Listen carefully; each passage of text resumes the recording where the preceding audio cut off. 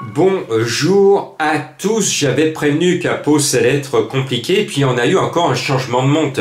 J'adore James Revelet, mais il n'a pas pu honorer sa monte. On nous change les professionnels au dernier moment. Et James Revelet était remplaçable tellement qu'on l'aime. Voilà, donc le 1 n'est pas là, hein, avec 72 kg et sans James Revelet. C'est pas la même façon de piloter. Donc les dés sont pipés. Bon, c'est comme cela. Mais j'avais prévenu, hein, vous êtes nombreux à me dire je vais pas jouer parce que j'avais prévenu, bah oui, c'était compliqué. Maintenant, c'est le prix de la Côte d'Azur. Magnifique quintet. Alors là aussi, je donne l'alerte. Rappelez-vous l'année dernière, cette même course. Le premier, c'était Bordeaux-Est qui va être en tête de ma sélection, mais souvenez-vous l'année dernière. Canoise d'Agon, deuxième à 95 contre 1. Troisième de Tarus à 96 contre 1. Cinquième, Éclat de gloire, notre coqueluche lyonnaise, cinquième à 51 contre 1. Donc, si vous pensez que les 5 favoris de la presse vont être à l'arrivée, comme je dis souvent avec une expression de turfiste, vous vous mettez le pénétromètre dans l'œil. Le pénétromètre, pour ceux qui ne savent pas, c'est cette barre qu'on plante dans le terrain. Il y a un petit plomb qui tombe et plus le plomb descend bas, plus le terrain est lourd, et c'est comme ça, il y a une graduation, c'est le pénétromètre. Bien, alors il ne faut surtout pas vous le mettre dans l'œil, et attendez-vous à de grosses surprises malgré un quintet qui pourrait normalement être logique. Moi, l'année dernière, j'étais confiant avec Bordeaux-Est, je le mets en tête parce que c'est un cheval que j'aime bien dans cette course-là. C'est un JMB, mais moi j'adore quand Martens, moi je suis un fan de Martens. J'adore les Belges que je salue. Et Martens, mais alors, Martens, il a du talent, il a le respect du turfiste, il aime Bordeaux-Est, Bordeaux-Est aime Martens, on y va. Je pense qu'il peut doubler la mise après avoir gagné cette même course. Il remet sa couronne en jeu, et on le sait, c'est l'épiphanie, c'est les rois. Donc Martens, le Belge, roi des Belges l'année dernière, et bien le roi des Belges sera encore le roi des Belges. On croise les sabots.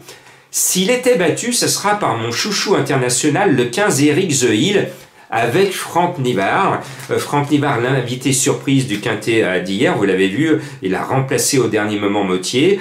Et bien là, on sait que c'est vraiment Franck Nivard qui va mener ce numéro 15. Pour moi, c'est le deuxième soleil de la Côte d'Azur et il ne va pas taper loin. Et puis, devant, un entraîneur ne cache pas qu'il est super chaud, c'est le 4 Idéal du Rocher. Mottier y croit, j'y crois, avec François Lagadoc. Bon, le cheval a tout pour lui. Et puis, il y en a un qui m'a bien plu la dernière fois dans un lot plus relevé, parce que cette année, ce quintet, waouh, je dirais qu'on a connu des prix de la Côte d'Azur beaucoup plus relevés, avec de bien meilleurs chevaux au départ. Le 8 Floréal trouve son engagement d'hiver et pour le trouver, il est descendu dans le Midi. Il est idéalement placé et il n'a jamais été aussi bon qu'en ce moment. Donc Floréal devrait mettre son petit bouquet sur le poteau pour rappeler qu'actuellement, il ne tient plus dans sa peau tellement qu'il est bien. Je vous propose après mon chouchou international. Pour ceux qui percent mes énigmes du jour et qui trouvent mes chevaux mystères, vous vous souvenez qu'il y a 2 ans, je vous l'avais donné, Kennedy, en rappelant malheureusement un triste attentat aux États-Unis, et vous l'aviez trouvé déniché, il avait gagné à plus de 30 contre 1 à Vincennes. Le 11 Kennedy, actuellement, alors là, rien ne va plus, comme on dit au casino, le cheval trotte à côté de ses sabots. Mais je connais bien Kennedy, c'est un cheval qui est capable dans ses grands jours de courir sur tous les champs de course, il a couru aux États-Unis, donc c'est un cheval qui a toujours, depuis qu'il est né, eu beaucoup de vitesse, beaucoup de qualité. Donc je lui pardonne, et s'il n'est pas à l'arrivée de ce quintet, alors là, il faudra que son entraîneur se fasse du souci, parce que s'il ne fait pas l'arrivée, qu'est-ce qu'il fera ensuite comme arrivée? Parce qu'il va courir les joutes internationales, alors la fin du meeting à Vincennes, et puis ensuite on va le voir un petit peu de partout en Europe. Donc Kennedy est obligé de se réveiller, et je pense qu'il va me faire plaisir avec, sur le sulky, un certain Gabriele Gelormini. Et puis, le North Honky Tonk Blues est l'une des 3 cartouches Hensch.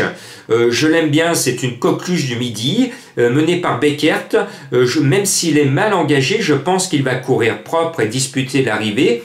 Et puis le 14 Eden Basque, il trotte un peu sur sa barbe, mais c'est lui aussi l'une des coqueluches du midi. Ce numéro 14, Hench est triplement armé, je n'ai pas mis les 3, j'en ai mis 2, j'espère ne pas m'être trompé. Et puis je termine avec le 6 Flash de Veli, qui vient de courir en net progrès et qui peut justifier son retour en forme. Cinglant en met 2 et j'espère qu'il va finir de façon cinglante dans la dernière ligne droite. Ce numéro 6 est en capacité de compléter la bonne arrivée du quintet, mais je le répète encore une fois, on vous vend encore des favoris. Et l'expérience de cette course démontre que les favoris ne sont pas à la fête dans le prix de la Côte d'Azur. Vous voilà encore une fois prévenu.